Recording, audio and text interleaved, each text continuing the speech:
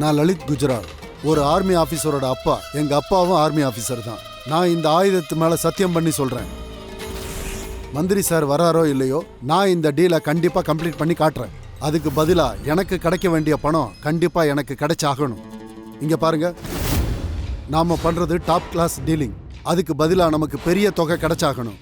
மந்திரி சார் மாதிரியே நானும் இந்த நாட்டை நல்லா பயன்படுத்துறேன். என்னோட வேலையே இந்த நாட்டை நாசம் பண்றது தான். நான் உங்க எல்லாருக்குமே ஒரு ப்ராமிஸ் பண்றேன், நானும் என்னோட ஃப்ரெண்டும் இந்த பெருந்தொற்றை இந்த நாடு முழுக்க பரவ வைக்க முழு முயற்சி எடுப்போம். அவங்க கூட ஒப்பந்தம் போட்டிருக்கோம்ல, 6 மாசத்துக்கு முன்னாடி என்ன நடந்துச்சுன்னு ஞாபகம் இருக்குல்ல? அன்னைக்கு தான் வெளிநாட்டுக்காரங்க என்ன வந்து சந்திச்சாங்க. ஹாய் மிஸ்டர் லலித் குஜ்ரால், நீங்கள் எங்களோட சேர்ந்து எங்களுக்கு உதவி பண்ணுவீங்களா? இந்த பெருந்தொற்றை இந்த நாடு முழுக்க பரவ வைப்பீங்களா? நாங்கள் இப்போ உங்களை மட்டும் இல்லை, இந்த நாடு முழுக்க நிறைய தேச துரோகிகளை பணம் கொடுத்து வாங்கி இருக்கிறோம். நாங்கள் சொன்ன வேலைகளை நீங்கள் எங்களுக்காக பண்ணி முடிப்பீங்களா? இந்த டீலை நீங்கள் ஏற்றுக்கிறீங்களா? ஏற்றுக்கிறேன்.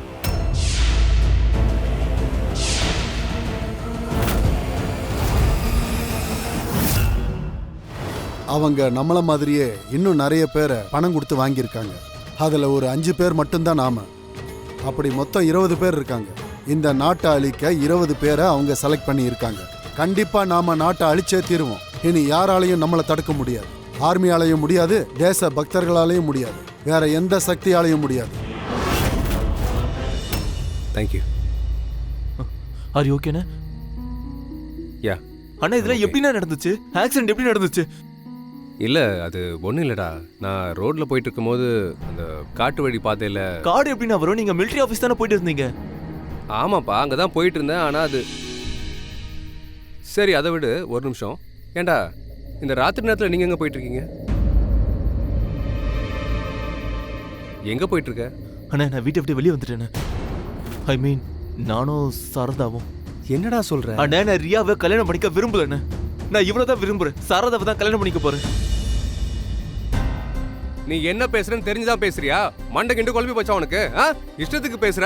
இந்த பொண்ணை போய் இந்த பொண்ணை கல்யாணம் பண்ணிக்க நீ என் கூட வா முதல்ல. மாட்டேன்னு. நான் என்ன ஆனாலும் சரி, நான் வீட்டுக்குள்ள வர மாட்டேன்னு. சரி, ஓகே, நீ வராத. நீ முதல்ல என் கூட வீட்டுக்கு வா. வா, எழுந்துரு. Get up. சொன்னது கேட்கலையா? முதல்ல என் கூட வான்ற.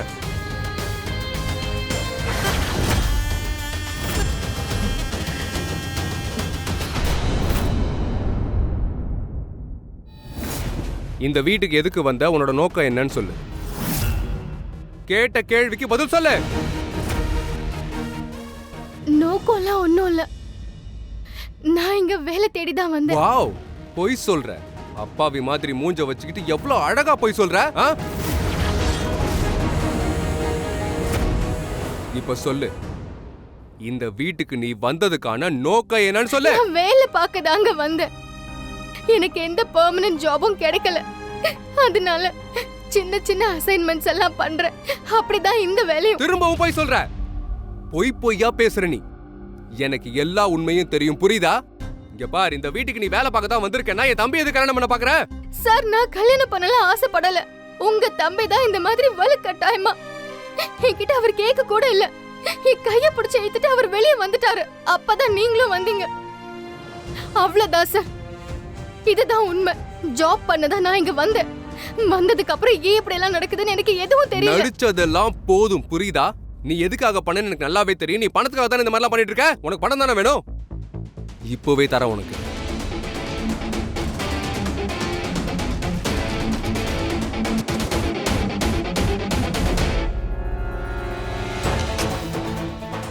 இந்த அப்படி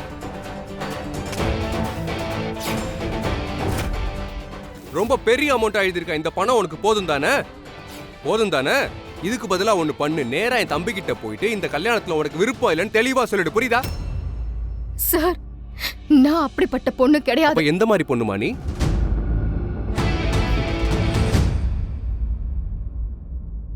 இந்த ஒரு செக் இல்ல, இந்த மாதிரி 1000 செக் கொடுத்தாலும் என் செல்ஃப் ரெஸ்பெக்ட் உங்களால விலை கொடுத்து வாங்க முடியாது.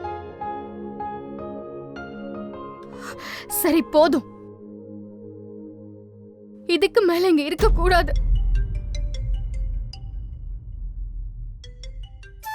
அப்பா, சொல்லுங்கப்பா. நான் இப்போ ஃபோன் பண்ணக்கூடாதுதான் நினைச்சேன். ஆனா நாம 4 மாசமா வீட்டு வாடகை கொடுக்கல இல்லம்மா. அதான் இன்னைக்கு வீட்டு ஓனர் வீட்டை விட்டு வெளியே அனுப்பிச்சிட்டாரு. நான் அவர்கிட்ட இன்னும் கொஞ்சம் டைம் கொடுங்கன்னு எத்தனையோ தடவை கேட்டேன். அவரு நான் சொல்றது எதுவுமே கேட்க தயாரா இல்லம்மா. எல்லா பொருளையும் தூக்கி வெளியில் போட்டாருமா. அப்பா அப்படின்னா நீங்க இப்போ எங்க இருக்கீங்க? நடு ரோட்ல நிக்கிறம்மா. என்ன பண்றது, எங்க போறது ஒண்ணுமே புரியாம நிக்கிறம்மா. ஊரெல்லாம் லாக்டவுன் போட்டாங்க. இப்ப வீடு வேற இல்ல. நீ திரும்ப வரும்போது எங்கம்மா போறது? அப்பா நீங்க என்ன பத்தி கவலைப்படாதீங்க. நம்ம பக்கத்து வீட்ல இருக்காங்கல்ல ராஜா சார், அவரோட வீட்டுக்கு போயிடுங்க. இல்லம்மா, எல்லாம் பயப்படுறாங்க. யாரும் வீட்டுக்குள்ள கூட வர விட மாட்டேங்கிறாங்க. அப்படி எப்படி அவங்க வீட்டுல நிரந்தரமா நம்ம குடியிருக்க முடியும்? இந்த சிச்சுவேஷன்ல ஹவுஸ் ஓனர் எப்படி அப்படி பண்ணலாம்? அப்பா நீங்க டென்ஷனே ஆகாதீங்க. நான் இப்ப வந்துடுறேன். நான் உடனே வந்துடுறேன். ஒண்ணும் ஆகாது. எல்லாத்தையும் நான் சரி பண்ணிடுறேன். ஓகே? அப்பா கிட்ட எல்லாத்தையும் சரி பண்றேன்னு நான் பாட்டுக்கு சொல்லிட்டேன். பணம் இல்லாம என்ன பண்றது?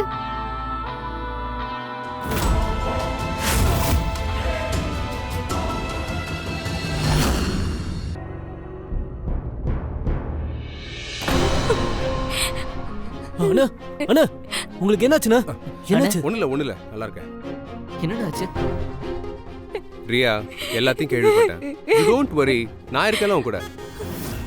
உனக்கு தான் அவனை பத்தி தெரியும் இல்ல. கோவத்துல என்ன பேசுறான் ஏது பேசுறான் அவனுக்கே தெரியாது. கொஞ்சம் கிறுக்கன் தானே அவன். உண்மையிலேயே அவன் ஒரு குழந்தை மாதிரி. உனக்கு தெரியாதானே? நான் இருக்கேன்ல ரியா. உனக்கும் அவனுக்கும் தான் கல்யாணம் நடக்கும். ஓகேவா? ஏய் ரீமா, நீ என்ன பண்ணிட்டு இருக்க? இன்னைக்கு தானே நமக்கும் கல்யாணம், மறந்துட்டியா?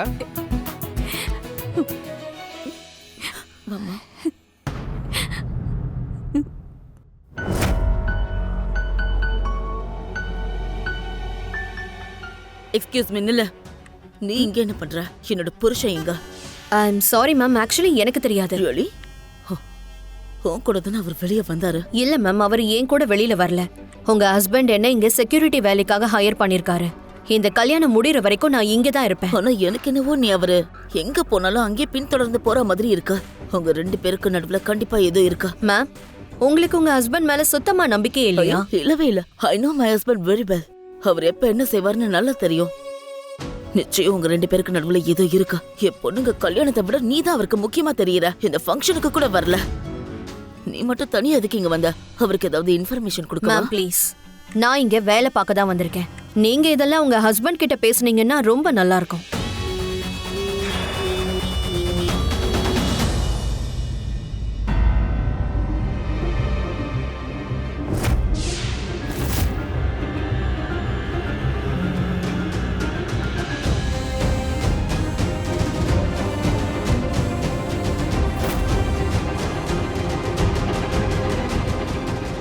சோ மிஸ் வாட்டெவர், என் தம்பி உன் மேல ஆசைப்பட்டு உன்னை கல்யாணம் பண்ணிக்கிறேன்னு சொல்லி வெளியே கூட்டு போனா தானே?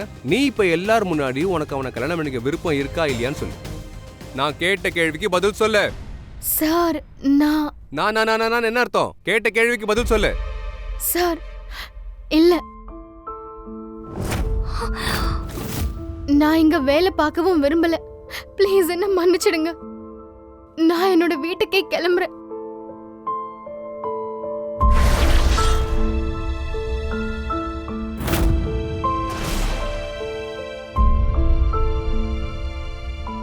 அப்பா நீங்க எப்படி இங்க? சாரதா, ரதீஷ் தான் என்ன இங்க கூட்டிட்டு வந்தாரு. நம்ம முக்கியமான பிரச்சனை என்னன்னா, நம்ம இது வரைக்கும் வாடகை கொடுக்காம இருந்தோம்ல. ரதீஷ் வீட்டு ஓனருக்கு எல்லாம் வாடகையும் கொடுத்துட்டாரு. ரொம்ப தேங்க்ஸ்ப்பா. நீ மட்டும் சரியான நேரத்துக்கு வந்து எனக்கு ஹெல்ப் பண்ணலன்னா நான் இன்னைக்கு என் பொண்ணு முன்னாடி வந்து நின்றுட்டு இருக்க மாட்டேன். நான் எப்படி உங்க அப்பாவை பார்த்தேன்னு நீ யோசனை பண்ணிட்டு இருக்கல. நீ உங்க அப்பா கிட்ட பேசிட்டு இருக்கும்போது நான் கேட்டேன். அதான் அவரை கூட்டிட்டு வந்துட்டேன். நீ ரொம்ப பெரிய வேலை செஞ்சிருக்க. உனக்கு ரொம்ப சந்தோஷமா இருக்குல்ல? You are very happy right? Great. But let me tell you this one thing. நீ எந்த பொண்ணுக்காக இந்த டிராமா எல்லாம் செஞ்சியோ, இந்த பொண்ணு இப்பதான் உன்னை ரிஜெக்ட் பண்ணா. இப்பதான் சொன்னா, எல்லார் முன்னாடியும் உன்னை கல்யாணம் பண்ணிக்க மாட்டேன்னு சொன்னா. இப்ப நீ தேவையில்லாம உன்னோட டைம் எனர்ஜி எல்லாத்தையுமே வேஸ்ட் பண்ணிட்டல. இல்ல, எதுவும் வேஸ்ட் ஆகல. ஒருத்தருக்கு வீடு கிடைச்சிருக்கு. சரி, கல்யாண மேட்டர்ல சாரதா என்ன கல்யாணம் பண்ணிக்க விரும்பலனா அது ஒன்றும் பிரச்சனை இல்ல. I am not going to marry you. அதுதான் என்னோட முடிவு. டேய், நீ என்ன சொல்லிட்டு இருக்க? உனக்கு என்ன பைத்தியமாடா? நான் இவளை கல்யாணம் பண்ணிக்க மாட்டேன்னு.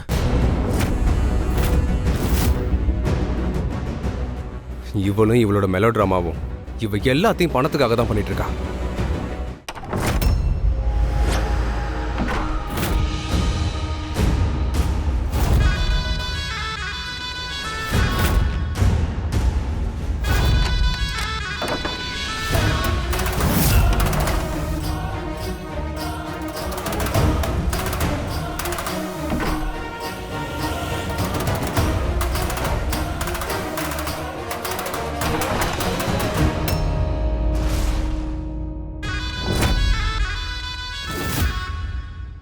வெளியில உங்க பையன் கல்யாணம் பண்ண மாட்டேன்னு கலாட்டா பண்ணிட்டு இருக்கான். நீங்க இங்க உட்காந்துருக்கீங்க.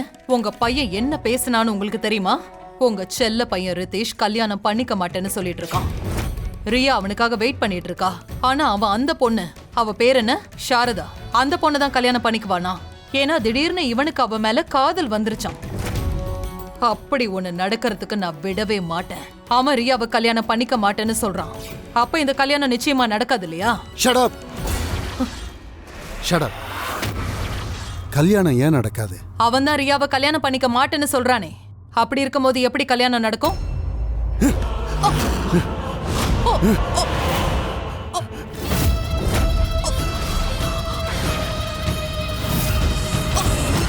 பார்த்தா தெரியலையா உனக்கு? அங்க நம்ம கெஸ்டுங்க எல்லாம் வெயிட் பண்ணிக்கிட்டு இருக்காங்க. அது உனக்கு தெரியலையா? மொத்த ஊரும் உலகமும் என்ன நினைக்குது தெரியுமா? இந்த மொத்த வீடும், ஏன் நான் கூட உனக்கு அடிமைன்னு நம்பிக்கிட்டு இருக்காங்க. அப்படிதான் எல்லாரும் நம்பிக்கிட்டு இருக்காங்க. ஆனா எனக்கும் உனக்கு மட்டும்தான் அந்த உண்மை தெரியும். எந்த பவரை வச்சு நீ இந்த மொத்த உலகத்தையும் ஆட்டி வைக்கிறியோ அந்த பவரை உனக்கு கொடுத்ததே நான் தான். வெளியில இருந்து பாக்குற எல்லாரும் நீ தான் ஆட்டி வைக்கிறதா நினைச்சுக்கிட்டு இருக்காங்க. ஆனா உனக்கு எனக்கு மட்டும்தான் தெரியும். உன் அதிகாரம், உன்னோட பவர், உன்னோட தலைமை, அதுக்கான பிளான பண்ணதே நான் தான். புரியுதா? அதுக்காக தான் நீ கெட்டவளா இருக்கிற. புரியுதா? எல்லா கெட்ட வேலையும் நீ தான் செய்யற. ஆனா இதுவரைக்கும் நீ செஞ்ச நல்லது கெட்டது எல்லாத்துக்கும் மூல காரணமே நான் தான். நான் சொல்றத செய்யறது மட்டும்தான் உன்னோட வேலை. உனக்கு புரிஞ்சுதா? நான் நினைக்கிறத சொல்றத மட்டும்தான் நீ செஞ்சாகணும். நான் விரும்புறத தான் நீ செஞ்சாகணும். ஏய், நீ வெறும் பொம்மை, கைப்பாவை. நான் எந்த அளவுக்கு சாவி கொடுக்கறனோ அந்த அளவுக்கு மட்டும்தான் இந்த பொம்மை ஆடணும், அசையணும். போ, வெளியே போ. வெளியே போய் எல்லாருக்கும் நான் உனக்கு கொடுத்திருக்கிற முகத்தை காட்டு. புரியுதா? அவனுக்கு சொல்லி புரியவை. கல்யாணம் நடந்தே ஆகணும். உனக்கு பின்னாடியே நானும் வர்றேன். வந்து எல்லார்கிட்டையும் எனக்கு என் பொண்டாட்டிய பார்த்து ரொம்ப பயம், இந்த வீட்டுல அவ என்ன சொல்றாளோ அத எங்க யாராலையும் மீறவே முடியாதுன்னு சொல்ல போறேன். பாவம், எனக்கும் வருத்தம் தான். ஆனா என்னால என்ன செய்ய முடியும்? ஆனா எல்லாத்தையும் பண்றதே நான் தான். இந்த வீட்டுக்கு உனக்கு முதலாளி நான் மட்டும்தான். புரியுதா? கல்யாணம் நடக்காதோ அப்படிலாம் நினைக்காத. இந்த கல்யாணம் நடக்கும், நிச்சயம் நடக்கும். 2 பேருக்கும் நடக்கும். எப்படி நடக்கும்? அவன் தான் ரியாவை கல்யாணம் பண்ணிக்கவே மாட்டேன்னு சொல்றானே. அப்படி இருக்கும்போது யார் கூட கல்யாணம் நடக்கும்? நான் தான் சொன்னேன், இந்த கல்யாணம் நடந்தாகணும். அதுவே இன்னைக்கே நடந்தாகணும். யார் கூட வேணா நடக்கட்டும், ஆனா கல்யாணம் நடந்தாகணும். அம்மா என்ன சொன்னாங்க ஞாபகம் இருக்கா? அம்மா என்ன சொன்னாங்க ஞாபகம் இருக்குல்ல? சொல்லு, என்ன சொன்னாங்க? என்ன சொன்னாங்க? அம்மா வந்து மகா சிவராத்திரி அன்னைக்கு சிவன் பார்வதிக்கு கல்யாணம் ஆச்சுன்னு சொன்னாங்க. அது ரொம்ப ரொம்ப முக்கியமான நாள்லாம். அதே நாள்ல நம்ம பசங்களுக்கும் கல்யாணம் பண்ணா நல்லதுன்னாங்க. அதனாலதான் நம்ம 2 பசங்களுக்கும் ஒரே நாள்ல கல்யாணம் ஏற்பாடு பண்ணிருக்கோம். ஆனா உங்களுக்கு தான் உங்க அம்மாவை பிடிக்காதே.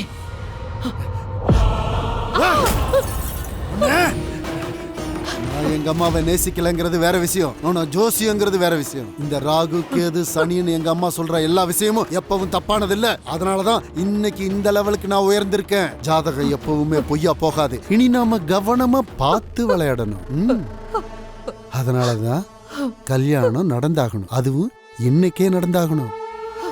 அப்புறம் இந்த கல்யாணம் நடக்கும்போது இந்த கல்யாண கலேபரத்துல நான் என்னோட ஆயுதங்களை அவங்களுக்கு வித்துருவேன். அடுத்த நாட்டுக்கு விற்க போறீங்களா?